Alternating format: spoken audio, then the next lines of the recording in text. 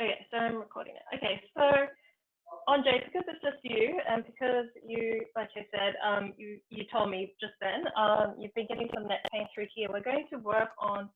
I'm going to show you some exercises to do that you can do at home.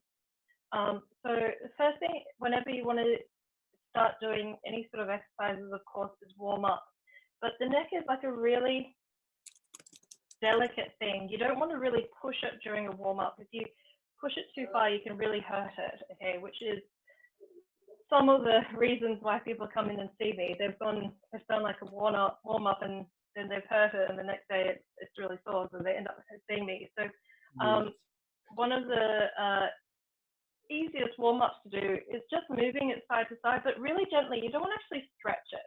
Like, I think a lot of people think they're trying to really push their neck to the other side, and no, you're not. You're just trying to move it from side to side, back and forth, from diagonal to diagonal, like that, like that.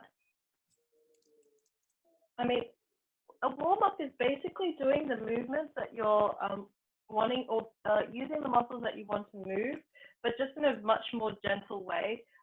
You're literally warming up the muscles, so you're just getting them stimulated. Okay, so that's a really easy warm-up exercise. A really great warm-up exercise for the upper back is, and we did this last week, but I know you weren't here with us last week. But I call it the cube. Okay, because you have to imagine that you're in a cube, you're stuck in a box, okay, and you're going to swing your arms as if you're about to clean every single surface of that cube, okay? So if we start with the right hand, okay, so most people know you can go back as fast as you can, like that way, one way, and you can go forward. Okay, so this is obviously the right side of my box. Okay, but I want to now do the front as well. Okay, and I actually want to also do the left side. So I'm actually twisting, I'm actually pushing. So what you can't see with my feet is I'm actually turning my feet as well. So I don't want to keep my feet facing forward, turning them slightly so that I'm not twisting my back too much, but I am turning to go, oops, and don't knock your glasses off. That way. So that's 3 sides of the box. You want to do the back as well. So you're going to clean the back of the box both ways. But you also need to clean the ceiling. And you need to clean the floor. Both directions. So if you do that on both sides, it's a really good mobility exercise for your shoulders, especially because we tend to sit like this all day. So actually standing up and bringing shoulders back and turning it and making it move in all these directions actually helps to really work out or warm up the shoulders. And if for anyone out there who has shoulder issues, you don't have to do it this fast.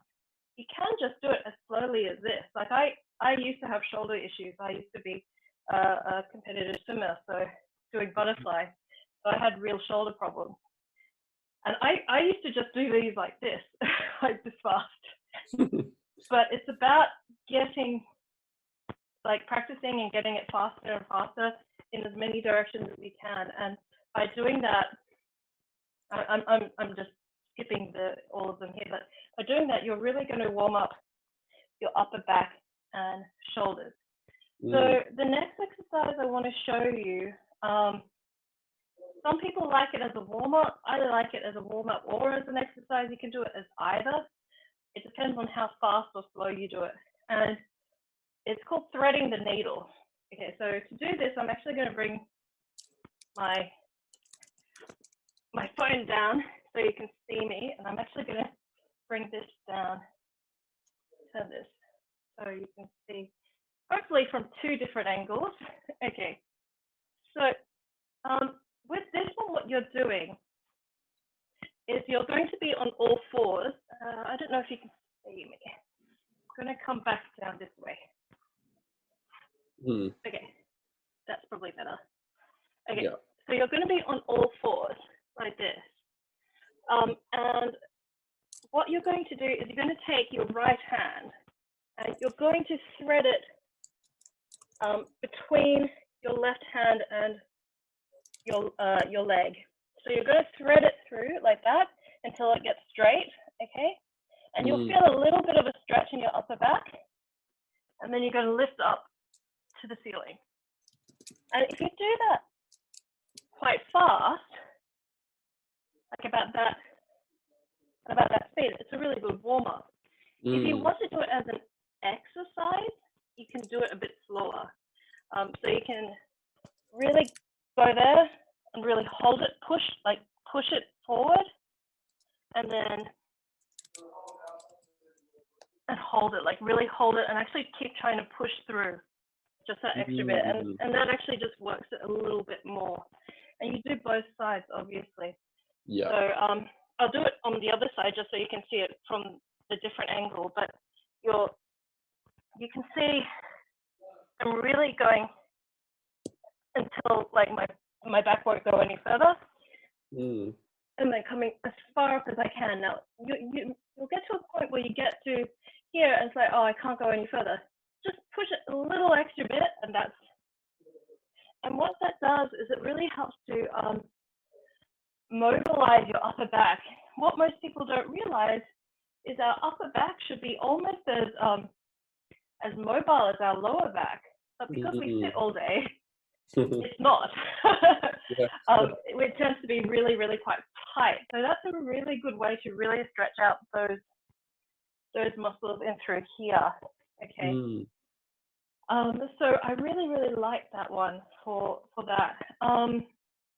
In terms of neck pain, I told you about the roll. For those of you who I told about the towel roll. For those of you who want to check out that exercise, I do actually have it as a video on my Facebook page, so you can have a look at it there. But I think the biggest issue that most people, the biggest mistake most people make when they have neck pain, they tend to have obviously neck pain at the back of the neck, and the reflex reaction is to stretch forward. Now the problem is that you've usually got neck pain because you've been sitting forward all day. You've been sitting at your computer. You've been looking down. So doing that is not going to help. So the best thing you can do is actually stretch up. So you can either use your hands to support and look up like that, but you can even make it into an exercise. You can actually use your whole body like that, and try and don't do it you're not trying to push too far. You're using your back to support you and you're holding onto your core. But by doing that, you're actually going to start exercising the muscles in your neck. You can do it on the floor as well. It's actually a really good floor exercise. Again, I'm going to try and show you two different angles. But basically, if you're on the floor, you can either put your hands beside you or just like this, and you're just looking up and holding. And it seems so simple, but that's all it has to be. Now, if you want to make it harder, you can get like a TheraBand and tie it to something and literally so you're pulling against weight. But I wouldn't, if you're having neck problems, I wouldn't start with it. I would just start with doing that on the floor, or even off a bed. So if you do want to make it harder, that's the other thing that you could do. You could lie so your whole body is on the bed, except for your neck, and then just start lifting your head up. Okay. Okay, so there's just one more set of exercises that I wanted to do today, and they're called the I have to get this in the right order. YTWLs. Okay. YTWLs. Okay, so these exercises are really good for shoulder stability and really good for strengthening your upper back. So again, they're doing the exact opposite of what we generally do all day, which is squat forward. So all of these exercises help to bring your shoulders back. They're going to help strengthen your rhomboids and all of your stabilizing muscles around your upper back. Now, for most exercises, you think, oh, okay, I need to do a certain number of these, or I need to do as many as I can. Now, for these exercises, it's not so much about the number you do, it's more about how well are you doing it. So if you only do 3 of each YTWL, but you do it really well, that is better than doing 10 badly. Yeah. So, so we're going to start with quantity. Yeah. So for all of these, you start with your hands in front. Okay. Now the trick is that the first thing that you do, if your hands are normally like this when you put them out in front, the first step for every single one of these is to bring your shoulders back. So you can see the difference between where my hands are. If you just look at where my hands are, and I'll, like here, versus when I draw my shoulders back, like the distance. Okay, so that's the first step for all of them. Okay, so then the next step is basically the shapes that you're making. So if we start with a Y, it's basically like your YMCA, but it's YTWL. So we bring our shoulders back.